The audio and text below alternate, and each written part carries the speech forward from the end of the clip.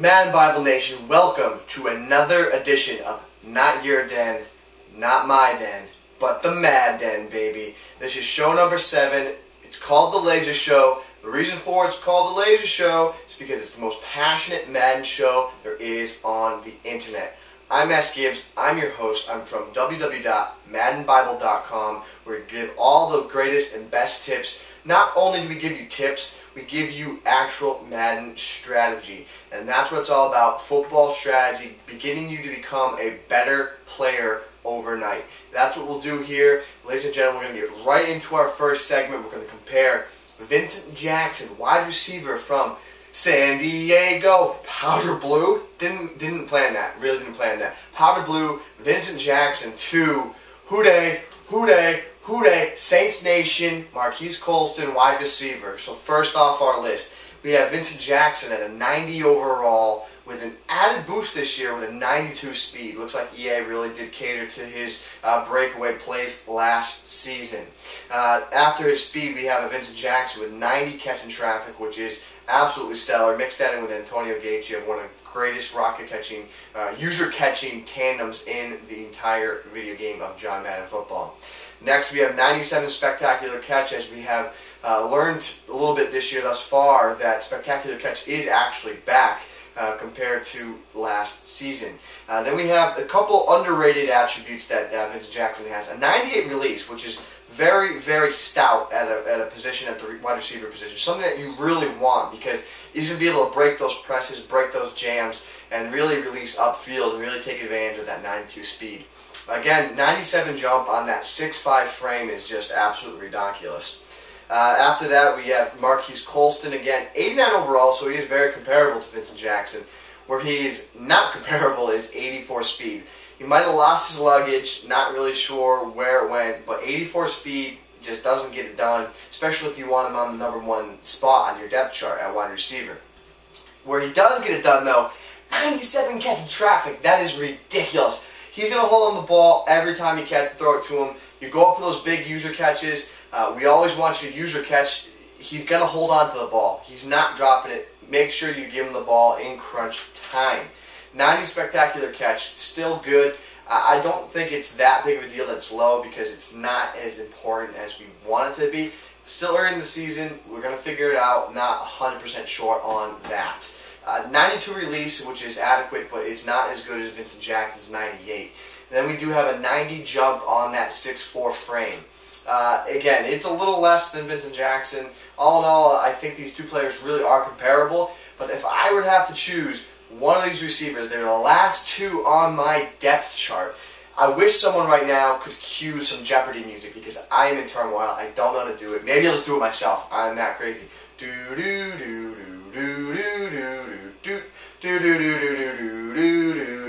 Enough!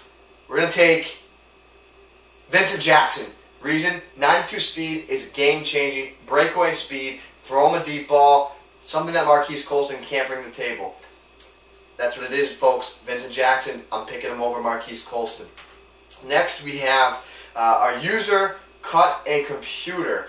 My favorite segment, as you all know. Today we're going to be comparing defensive ends, and the first defensive end on our list is from the Miami Dolphins, Philip Merling. Comes in at a 75 overall, 72 speed, 79 power move, and a 65 play recognition. That's not bad for a guy that's on your bench. 75 overall, it's really not that bad of ratings for Philip Merling. Next we have Rams defensive end, Chris Long. Now he's a guy that really hasn't developed as everyone might think he should have at this point in his career, but still a solid player in the game. 81 overall, 75 speed, 82 power move, and a 65 play recognition.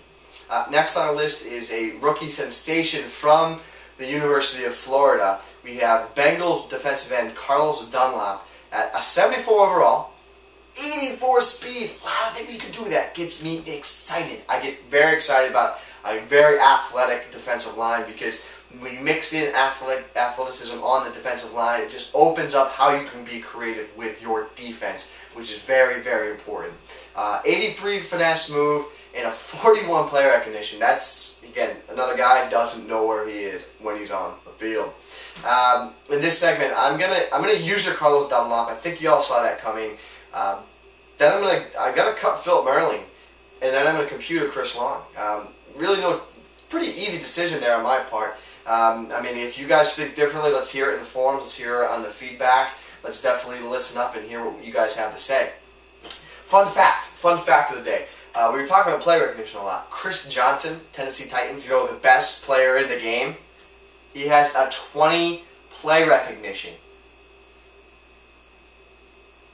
Who comes up with that? Who comes up with that stat and says, yeah, Chris Johnson, the best player in the game, let's give him a 20 play recognition? I don't know.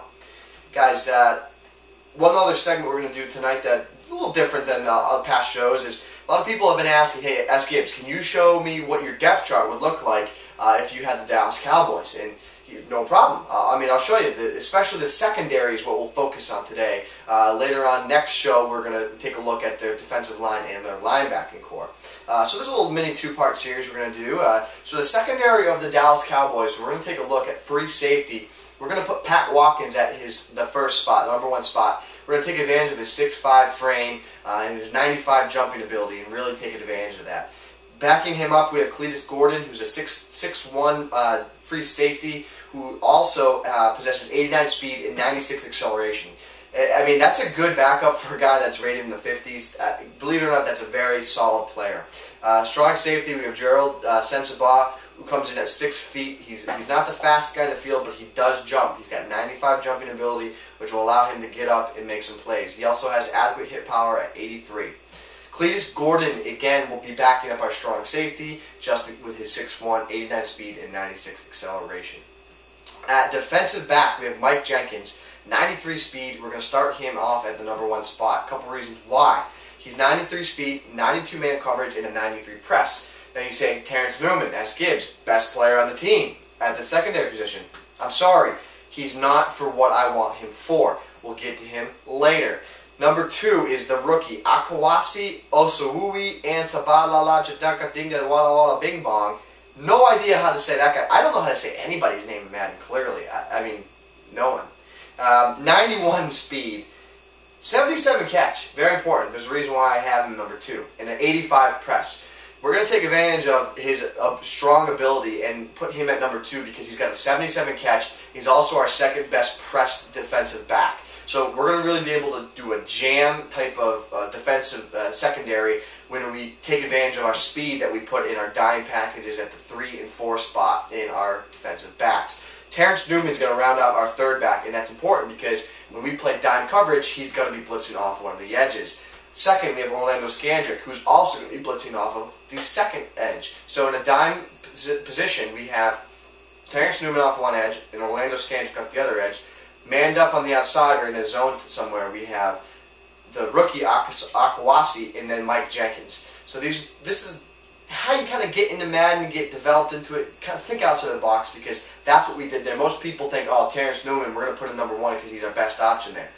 No, it's not. This is the best option. Learn to love it, baby. Mailbag for today comes from Twitter. It comes from RossMiles. He asks, is building a man coverage, big body, heavy-hitting defensive backs a legit tactic for franchise mode? You guys seem to be all about speed. RossMiles, what we think about that is you definitely want speed at your DB, your cornerback position. Absolutely. I do not go for the bigger DBs with less speed.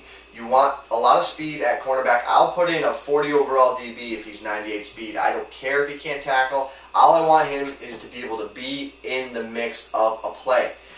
In your secondary, and as far as your free safeties and strong safeties are concerned, make sure you have big body guys there and make sure that's where your hit power is. You can give up a little bit of speed for the bigger body and the more hit power because you don't really need it. They're playing deep. They're going to come in help in the run support. Ladies and gentlemen, another great show, show number 7. As always, leave feedback on the forums, leave it on Twitter, leave it on YouTube, email us, get back to us. Remember, this is the Laser Show. It's not your den, it's not my den, but it's the Mad Den. Show number 7. We'll see you tomorrow for show number 8.